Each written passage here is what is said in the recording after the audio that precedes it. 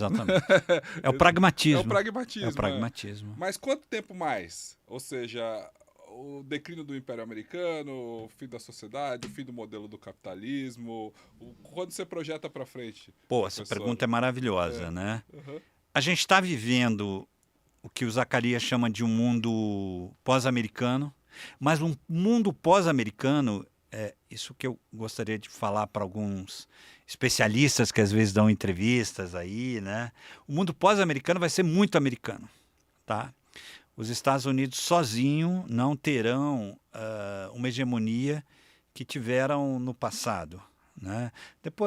Especialmente depois da Segunda Guerra Mundial, durante a Guerra Fria no mundo ocidental e depois da queda do muro de Berlim, isso tornou um fenômeno global, né? Mas eu não acredito que, pelo menos nos próximos 30 anos, né, os Estados Unidos deixarão de ser influentes e protagonistas. Culturalmente.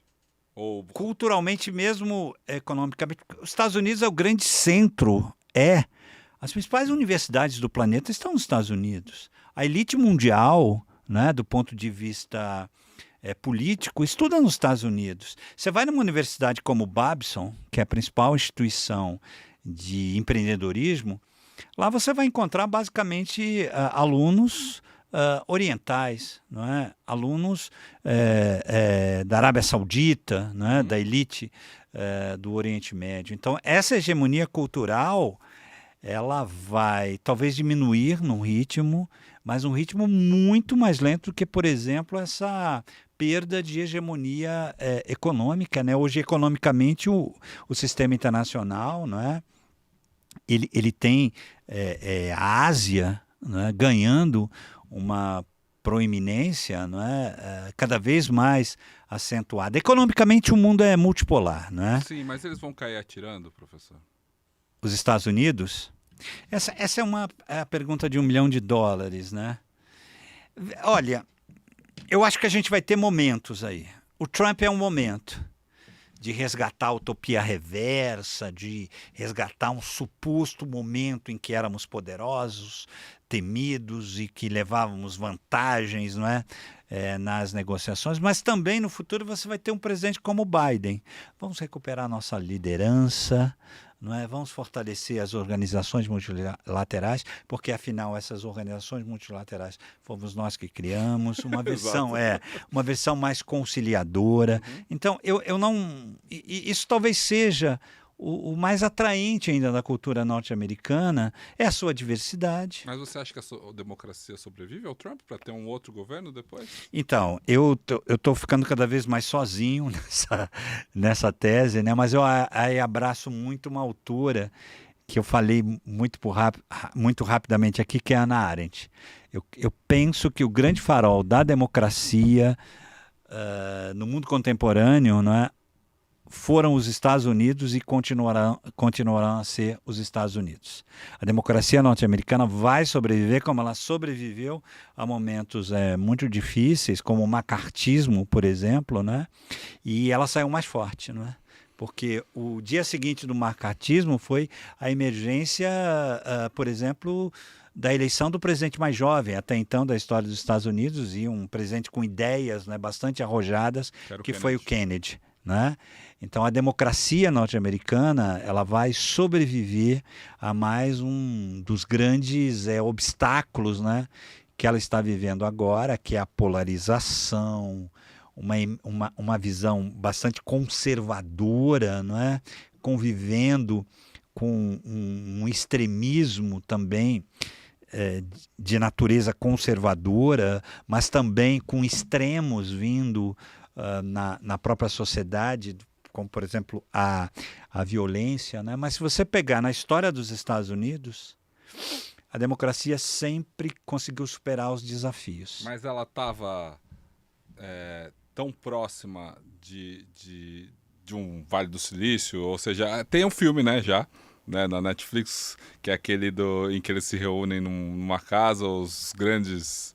Né, como um paralelo, como se os grandes donos de Big Tech fossem para um retiro juntos e ficassem lá discutindo os rumos da humanidade ali. Ou seja, essa promiscuidade que talvez sempre tenha ocorrido, mas era um outro tipo de liderança, né? Era um outro tipo de indústria que quem era o dono do dinheiro era outro nesse momento, e talvez havia uma necessidade maior de promoção da democracia para que... ou um outro tipo de ideia na cabeça desses caras. Uma provocação que a gente pode deixar aqui, né? Uma interrogação essa hegemonia tecnológica, né? Se você pegar as 10 maiores empresas dos anos 50, provavelmente seriam do setor de petróleo, Isso. né? Depois do setor financeiro.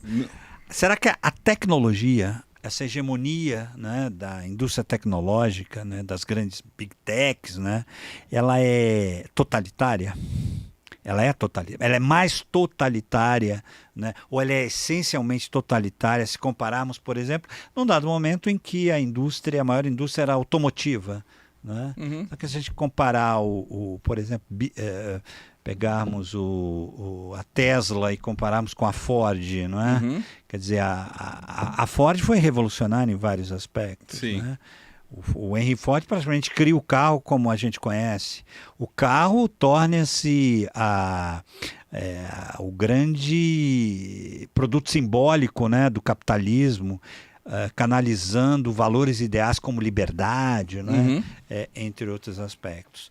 Eu não tenho uma resposta para isso, mas talvez a tecnologia cada vez crescente, né, dominante, na sociedade, ela ganha um viés autoritário como nenhuma outra indústria ao longo do capitalismo teve.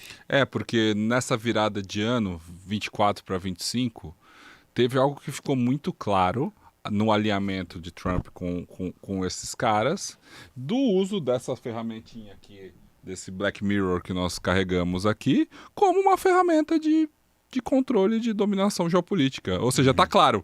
Existia talvez em outros governos uma diferença, uma distância entre... Não, agora sim, abertamente estamos com uma ameaça chinesa e nós vamos usar isso aqui. Quem tiver com a gente vai proteger isso aqui como interesse americano, porque ficou claro que esse negócio aqui é uma ferramenta de controle muito efetiva de dominação global.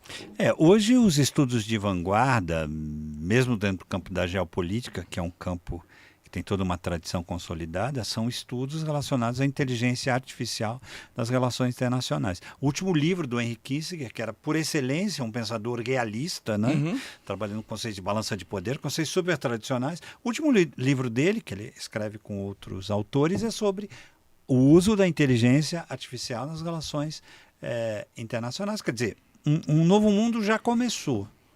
Esse novo mundo já começou, não é? Agora, qual é o ritmo? Se nós vamos ter avanços e retrocessos, né? A filosofia vai nos ajudar bastante, né? Porque é um processo e, como todo processo, né? Ele tem suas dinâmicas próprias, ele pode ter recuos, né? Ou poderemos levar ao fim total das utopias, né? As últimas utopias que restaram, né? Vão desaparecer. Um pensador que eu acho que precisa ser resgatado, livre de qualquer preconceito, é o Heidegger, né? Porque o Heidegger, ele já nos anos 10, nos anos 20 do século passado, ele falava sobre o nosso distanciamento de uma vida autêntica. Hoje, qual seria o conceito de uma vida autêntica, né? De uma vida que nós tivéssemos controle dentro de dados limites, essa vida autêntica, uma vida próxima da natureza, uma vida que nós teríamos conhecimento sobre os fenômenos em relação aos quais, não é, precisamos conhecer até, porque esses fenômenos ditam um papel importante no nosso cotidiano. Veja, estamos falando de um século, né, para cá. Essa vida autêntica ficou cada vez mais distante na medida em que a tecnologia ela foi assumindo um papel de protagonismo cada vez mais absoluto, né? Sim. E é isso que eu busco.